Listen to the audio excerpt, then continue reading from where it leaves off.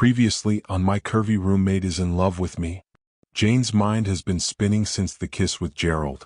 Sleepless nights, endless questions. Was it just a fleeting moment or did it mean something more? She's been avoiding him, but tonight there's no escape. Gerald walks in, casual as ever, teasing her like nothing's changed. But just as the tension builds, the doorbell rings. Jude arrives, flowers in hand, hoping for a romantic evening. What should have been a simple dinner turns into a battle.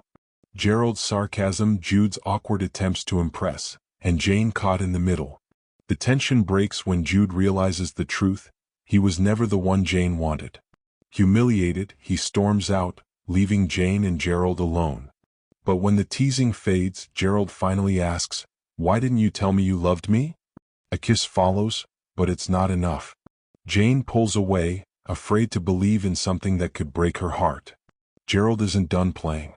"Next time I'll bring my own guest." Jane's response? "Be my guest." The silence is deafening, broken only by the distant murmur of voices. The air is thick, charged with an energy that hums beneath the surface. Jane paces the living room, her arms wrapped tightly around herself. She bites her lower lip, her gaze flickering toward the dimly lit hallway. From there, a burst of laughter rings out, Gerald's laughter, mingled with the playful giggles of the woman he brought home. Each peal of laughter is a sharp stab, a reminder of something Jane cannot name or refuses to. She clenches her jaw. She isn't jealous. She tells herself that again and again. But her heart betrays her, hammering against her ribs with a rhythm of frustration, of longing, of something dangerously close to heartbreak. Steam curls from the untouched cup of tea on the counter. Jane grips the spoon, stirring with an aggression that betrays her composure. The metal clinks against the porcelain, an echo of the war raging within her. Another chuckle from the living room. Another slice through her resolve. She slams the spoon down. Water splashes over the rim, soaking her fingers, but she doesn't care. Her hands tremble. Her breath is unsteady. Gerald stands at the door, the woman leaning in closer than necessary, twirling a strand of hair around her finger, smiling up at him. Jane leans against the wall, arms crossed, foot tapping, watching, waiting. Gerald's eyes flick toward her, just for a second. He sees her, but he pretends not to. The woman giggles. Jane exhales sharply through her nose, her chest tightening with every second that ticks by. Finally, the door closes behind the woman, and an unbearable silence falls between them. The absence of laughter is louder than the sound itself. Jane doesn't move. Neither does Gerald.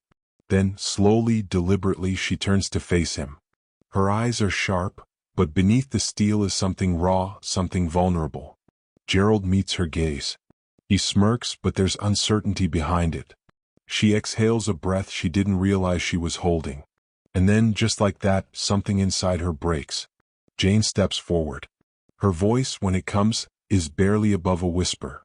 Yet it carries the weight of something undeniable. Watching him with someone else, it's unbearable. Gerald's smirk falters. His eyes soften, scanning her face as if searching for the joke. But there isn't one.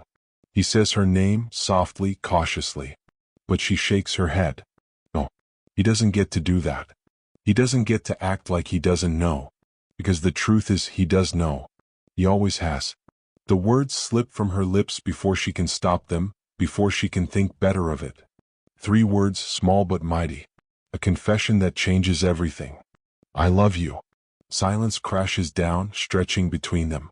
Suspended in time. Unshakable.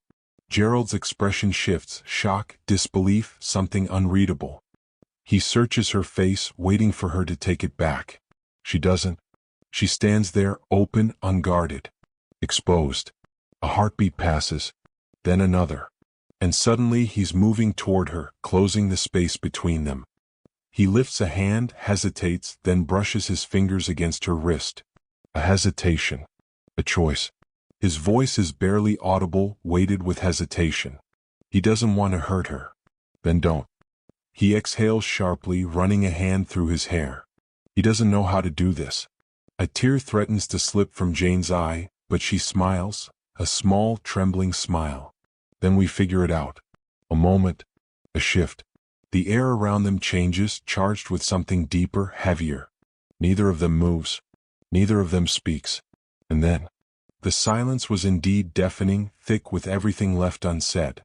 But Jane's heart was louder, pounding, screaming the truth she had spent so long trying to deny.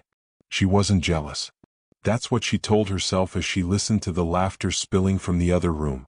As she watched Gerald with someone else, acting like it didn't matter, like it didn't cut her deeper than she wanted to admit.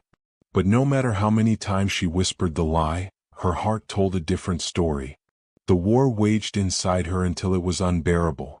Until the truth clawed its way to the surface and refused to be silenced any longer. And so she said it. 3 words. Small but mighty. A confession that shattered every wall she had built. I love you. The moment stretched, suspended in time. Gerald's smirk faltered, replaced by something unreadable, shock, disbelief, something else lurking beneath it. His usual confidence wavered, his playful bravado slipping away. Because now this was real. He searched her face, waiting for her to take it back, to brush it off as a joke. But she didn't. She stood there, open, vulnerable, refusing to let fear steal this moment away. He wanted to say something, anything, but the words wouldn't come. Because deep down he knew. He always had. And now there was no running from it. He took a step forward, then hesitated. His fingers brushed against her wrist, barely a touch, but it sent a ripple through the space between them. A hesitation. A choice. A moment that could change everything. But was he ready? Could he love her the way she needed? Could he let go of the game and finally admit that maybe, just maybe, he felt it too? Jane searched his face, her heart in her throat. Whatever happened next, there was no turning back. Find out on the next episode of My Curvy Roommate is in Love with Me. Thanks for watching. Don't forget to like, comment, and subscribe.